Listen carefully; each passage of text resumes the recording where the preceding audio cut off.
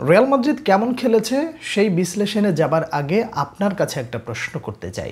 Rodrigo কি Real মাদ্রিদের জার্সিতে তার নিজের শেষ গোলটা করে ফেলেছেন? এই প্রশ্ন করাটার যৌক্তিকতা অবশ্যই আপনিও জানেন, আমিও জানি। যেইভাবে রিউমার তৈরি হয়েছে রদ্রিগোকে নেওয়ার জন্য, ম্যানচেস্টার সিটি মোটামুটি ওত পেতে বসে আছে। অর্থনৈতিক ব্যাপারটা যদি ক্লিয়ার হয়ে যায় এবং রদ্রিগো যদি যেতে চান, তাহলে হয়তোবা রদ্রিগো নিজের শেষ গোলটা রিয়াল মাদ্রিদের জার্সিতে করে ফেলেছেন। যদিও এই প্রি সিজনে এই ম্যাচটাকে খুব বেশি সিরিয়াসলি নেওয়ারও কিছু নাই, কিন্তু অনেক প্রশ্নের উত্তর কিন্তু এখানে লুকানো আছে। নাম্বার 1, রিয়াল মাদ্রিদ যে অগোছালো ফুটবলটা খেলছিল দীর্ঘদিন ধরে, নিজেদের মধ্যে সমন্বয়ের অভাব এবং দলগত পারফরম্যান্স, মানে যে যার জায়গা থেকে প্রত্যেকেই তার বেস্ট আউটপুটটা দেবে, এই জায়গাটা আসলে দীর্ঘদিন ধরে দেখা যাচ্ছিল না, সেটা মোটামুটি দেখা গেল। বলতে পারেন এরকম একটা প্রতিপক্ষের বিপক্ষে আসলে রিয়াল মাদ্রিদ ভালো খেলবে, এটা খুব স্বাভাবিক ব্যাপার। এটা আমিও মানছি যে তুলনামূলক দুর্বল প্রতিপক্ষের বিপক্ষে রিয়াল মাদ্রিদ ভালো খেলবে, এটা স্বাভাবিক ব্যাপার হলেও এখানে যে বিষয়টা হলো যে রিয়াল মাদ্রিদ কোন ইন্টেন্টে খেলছে, কোন ইম্প্যাক্টটা মাঠে তৈরি করছে। যেমন জাভি আলোনসো শুরুর দিকে বলেছিলেন যে বল হারালে তোমাকে ওই বলের পেছনে ছুটতে হবে। এই ম্যাচে কি আপনারা সেটা দেখেছেন? নিশ্চয়ই দেখেছেন। ডিফেন্ডারদের কাছ থেকে যদি আপনি দেখেন যে তারা যেভাবে প্রেস করার জন্য উঠে যাচ্ছে, সেটা আপনারা দীর্ঘদিন ধরে দেখেননি, বাট এখন দেখছেন যে এইটার মিলিতাও দুইটা এসিএল ইনজুরির পর ফিরে এসে নিজেকে প্রমাণ করা নয়, বরং জানিয়ে দিচ্ছে যে আমার দিকে যেন এমন কোনো দৃষ্টিতে তাকানো না হয় যে তুমি এই স্কোয়াডের সদস্য না, কিংবা তোমাকে সেল করে দেওয়া হবে। এই ধরনের দৃষ্টি যেন আমার দিকে দেওয়া না হয়, সেইটাই কিন্তু এইটার মিলিতাও প্রমাণ করে দিলেন। এইটার মিলিতাওয়ের এইভাবে ফিরে আসাটা নিশ্চয়ই আপনাকে সেই রোনালদো নাজারিয়ার কথা মনে করায় দিতে পারে। সেই গল্প অন্য একদিন করা যাক। তবে আজকের ম্যাচে ডিন হুইজেনের সাথে এইটার মিলিতাওয়ের যে জুটিটা আপনাকে মুগ্ধ করেছে এবং আপনি মন্ত্রমুগ্ধের মতো চেয়ে চেয়ে দেখেছেন যে এই সমন্বয়টা দীর্ঘদিন ধরে পাওয়া যাচ্ছিল না, সেটা অলরেডি পেয়েছেন। মিডফিল্ডে আর্দা গুলারের যে ইনক্লুশন, আর্দা গুলার সবসময় খেলেছেন অ্যাজ আ রাইট উইঙ্গার কিংবা অ্যাটাকিং মিডফিল্ডার, কিন্তু সেই আর্দা গুলার টোটালি নিচে নেমে খেলছে। তারপরে হচ্ছে মিডে আর্লিয়ান শুয়েমিনির সাথে মোটামুটি ভালো একটা জুটি বেঁধে অ্যাজ আ ক্রিয়েটিভ মিডফিল্ডার হিসেবেও কাজ করছে এবং কিলিয়ান এমবাপেকে বল কিভাবে বানিয়ে দিচ্ছিল, এইটা দেখলে আপনার কি সেই প্রাইম টনি ক্রুসের কথা মনে পড়ে যায়? নিশ্চয়ই আপনি রিলেট করতে পারছেন কিছুটা, যদি আপনি টনি ক্রুসের সেই আমলটা দেখে থাকেন। তো এই জায়গাটা যে সমন্বয়টা ছিল এবং এই যে একজন প্লেয়ারের শূন্যতাটা ছিল, সেই শূন্যতাটা যে কিছুটা হইলেও যে পূরণ হবে আগামী সিজনে, সেটার একটা বার্তা বা এই প্রশ্নের উত্তরটা আপনি মোটামুটি পেয়ে গেছেন। কিলিয়ান এমবাপের জায়গাটা নিয়ে আসলে কোনো প্রশ্ন নাই, প্রশ্ন তোলার জায়গাও নাই। তিনি নিজের মতন করে যেভাবে খেলছেন এবং আশা করা যায় এই ধারাবাহিকতাটা তাকে আসলে অনেক ভালো কিছু একটা দিতে যাচ্ছে।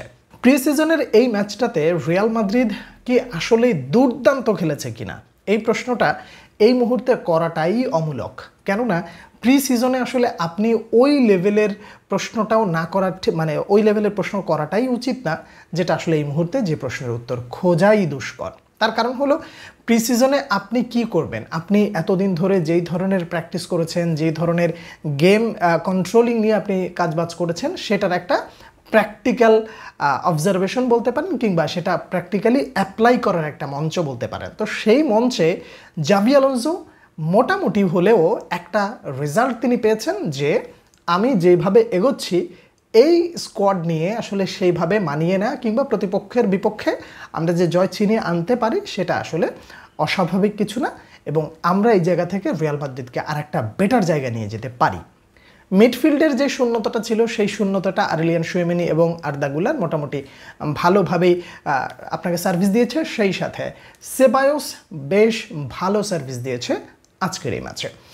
এরপরে যদি আপনি আসেন দুই পাশের দুই ফুলব্যাক, যাদেরকে আপনি ফুলব্যাক হিসেবে দেখলেও তারা মাঠে কখনো কখনো উইঙ্গার হয়ে যাচ্ছেন। একদিক দিয়ে হচ্ছেন ট্রেন্ট আলেকজান্ডার আর্নল্ড। তো আর্নল্ডকে নিয়ে তো আসলে আপনার খুব বেশি কিছু বলার আছে বলে আমি ব্যক্তিগতভাবে মনে করি না। ইংলিশ প্রিমিয়ার লিগের খেলোয়াড়, রিয়াল মাদ্রিদে এসেছেন এবং ক্লাব বিশ্বকাপে দল অগোছালো খেললেও তার কাছ থেকে আপনি মোটামুটি যে ধরনের সার্ভিস রিয়াল মাদ্রিদ প্রত্যাশা করে সেটা পেয়েছে। অপরদিকে আসে আলভারো ক্যারেরাসের কাছ থেকে নিশ্চয়ই আপনি সেই বেনিফিকার ক্যারেরাসকে আপনি নিশ্চয়ই দেখতে পেয়েছেন যে চ্যাম্পিয়ন্স লিগে খুব ভালো খেলেছিল এবং নিজের প্রথম ম্যাচেই এক প্রকার জানান দিয়ে রাখলো যে আমাকে কিনে এনে মোটেও ভুল করা হয়নি। প্রশ্ন থেকে যাচ্ছে ভিনিসিয়াস জুনিয়রের সাথে কিলিয়ান এমবাপের এই মিশেলটা আসলে ঠিকঠাক মতন হবে কিনা। দেখুন এই জায়গাটায় এখন আমি কিছু একটা বললে সেই ব্যাপারটা তো আর আসলে স্পেন পর্যন্ত পৌঁছাবে না, কিন্তু যদি কোচদের সাথে কথাবার্তা বলার পরে ভিনিসিয়াস জুনিয়র রদ্রিগো যেই কাজটা করেছে বারবার switch one character getting to other characters, এই যে সুইচ করা, জায়গা থেকে জায়গা ছেড়ে দেওয়া, তারপরে বল নেওয়ার জন্য অন্য একটা পজিশনে যাওয়া, এই জায়গাগুলো যদি রদ্রিগোর মতন ভিনিসিয়াস করতে পারেন তাহলে ভিনিসিয়াসের পা থেকেও আপনি গোল প্রত্যাশা করতে পারেন। যে কিলিয়ান এমবাপে যেভাবে ছোট ছোট পাস দিয়ে ডিবক্সের আশপাশ দিয়ে বলটা ছেড়ে দিয়ে আবার বলটা নেওয়ার জন্য একটা পজিশনে চলে যাচ্ছে, ভিনিসিয়াস জুনিয়রকে এইভাবে করে যদি সুইচ করে খেলতে পারেন বা তাকে যদি এইভাবে খেলানো হয় তাহলে তার কাছ থেকেও খুবই ভালো খেলা আপনি উপভোগ করতে পারবেন, সেই সাথে গোলও আপনি প্রত্যাশা করতে পারেন। রদ্রিগোর কথাটা আসলে এখন এই মুহূর্তে না বললেই না, তাহলেও রদ্রিগো যদি চলে যান তাহলে তো চলেই গেলেন, আর যদি থেকে যান তাহলে ব্যাপারটা এইভাবেই খেলতে হবে। স্টার্টিং 11-এ নিশ্চিতভাবে খেলতে না পারলেও ঘুরে ফিরে সেই ভিনিসিয়াস জুনিয়রের ব্যাকআপ হিসেবেও খেলতে পারেন, অথবা ক্লাসিক নাম্বার 10 হিসেবেও খেলতে পারেন, কিংবা প্রয়োজনের মুহূর্তে যেইভাবে তাকে অন্যান্য কোচেরা বিশেষ করে কার্লো আনচিলত্তি তাকে যেভাবে ব্যবহার করেছে এবং রিয়াল মাদ্রিদে তিনি যে কাজটা বেশি করেছেন অ্যাজ আ সুপার সাব হিসেবে অনেক সময় ম্যাচ ঘুরিয়ে দিয়েছেন, রদ্রিগোর ইম্প্যাক্টটা মূলত এই জায়গায়।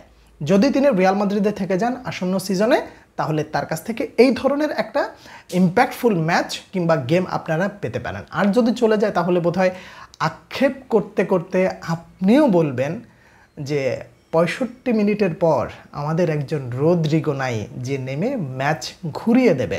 65-80 মিনিটের মাথায় আমরা এমন কিছু দেখব যে রদ্রিগোর কাছ থেকে, যে আমাদেরকে চ্যাম্পিয়ন্স লিগ এনে দেওয়ার জন্য অনেক বড় ভূমিকা রাখে এবং গোল করে দেয়, সেই রদ্রিগোকে আমরা বোধহয় অনেকটাই মিস করতে যাচ্ছি। যদি তিনি থেকে যান তাহলে আমার মনে হয় যে জাভি আলোনসোর প্র্যাকটিসের সাথে শুরুর একাদশে না হলেও বিগত দিনে তিনি যেভাবে খেলেছেন ওই জায়গাটায় আরেকটা বছর অর্থাৎ বিশ্বকাপের আগে তিনি যদি রিয়াল মাদ্রিদে থেকে যেতেন তাহলে বোধহয় খারাপ হতো না।